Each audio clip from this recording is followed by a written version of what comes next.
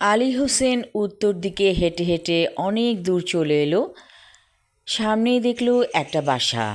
রাত এখন কত হবে সেই হিসাব আলী হোসেনের নেই। দরজায় অনেকক্ষণ ধরে সে কড়া নাড়ছে।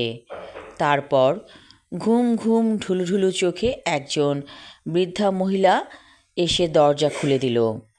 আলী হোসেনকে দেখে বলল, তুমি কে বাবা এত রাতে? আলী হোসেন বলল, ডাক্তার সাহেব আছেন? মহিলাটি অবাক চোখে ওর দিকে তাকিয়ে থাকলো। বলল, এ বাসায় তো কোনো ডাক্তার থাকে না। বাবা তুমি বসো। এই বলে মহিলাটি তাকে ভেতরে নিয়ে গেল। সুন্দর একটি রুম, সোফা সেট আছে, সেখানে বসে পড়ল আলী হোসেন। হঠাৎ ঘড়ির দিকে চোখ পড়তেই দেখল রাত 1টা বাজে। মহিলাটি কিছুক্ষণ পরে এক গ্লাস দুধ এনে আলী হোসেনকে খেতে দিল। আলী হোসেন ঢকঢক করে দুধ খাচ্ছে, যদিও দুধটা খুব একটা গরমও না ঠান্ডাও না। মহিলাটি বলল, তুমি এত রাতে কোত্থেকে আসলা? আলী হোসেন সব কথা খুলে বলল সে বৃদ্ধা মহিলাটিকে। বৃদ্ধা মহিলাটি কিছুক্ষণ চোখ বন্ধ করে থেকে বলল, তোমার বোনের ছেলে হয়ে গেছে, আর কোনো চিন্তা নাই। তুমি এখানে ঘুমিয়ে পড়ো, এত রাতে আর বের হইও না। এই এলাকাটা ভালো না, অনেক জিনের উপদ্রব আছে। আলী হোসেন বলল, আমাকে একটা বালিশ দেন।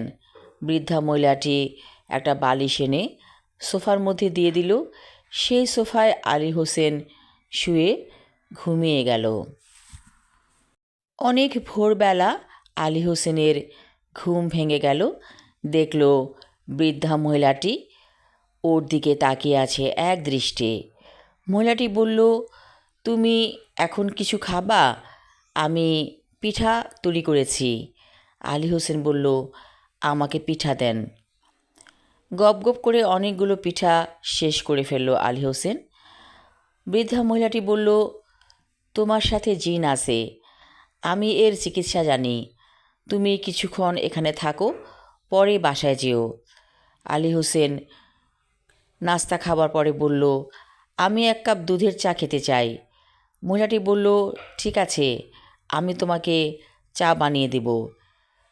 তার আগে তুমি একটা কাজ করো, অজু করে নামাজ পড়ে নাও। তোমার তো ফজরের নামাজ পড়া হয় নাই। আলী হোসেন অজু করে নামাজ পড়ল। মহিলাটি দুধের চা বানিয়ে এনে দিল আলী হোসেনকে। এত স্বাদের চা আলী হোসেন এই জীবনে কখনো খেয়েছে বলে মনে পড়ে না। মহিলাটি বলল, তোমার সাথে জিন আছে, তাকে তাড়াতে হবে, না হলে সেই জিন তোমার ক্ষতি করতে পারে। তারপর বিড়বিড় করে কী পড়ল মহিলা আলী হোসেনের গায়ে ফু দিয়ে দিল। হঠাৎ আলী হোসেনের শরীরটা অনেক হালকা লাগছে। বৃদ্ধা মহিলাকে পায়ে ধরে সালাম করে বলল, আপনি কে গো?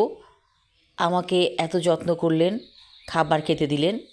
বৃদ্ধা মহিলা বলল, আমি এই বাসায় একাই থাকি।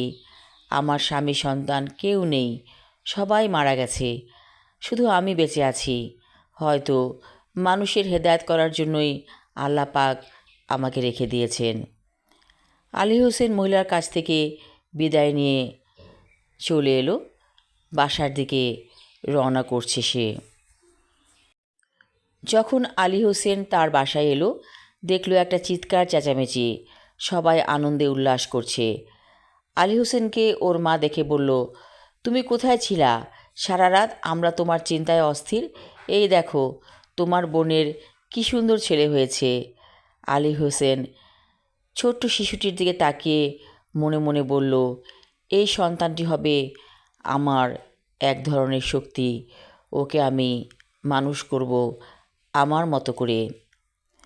আমি আমার লেখা ছোট গল্প রাত জাগা পাখি পর্ব 2 পড়লাম। পরবর্তী অংশ থাকবে আগামী পর্বে। ধন্যবাদ।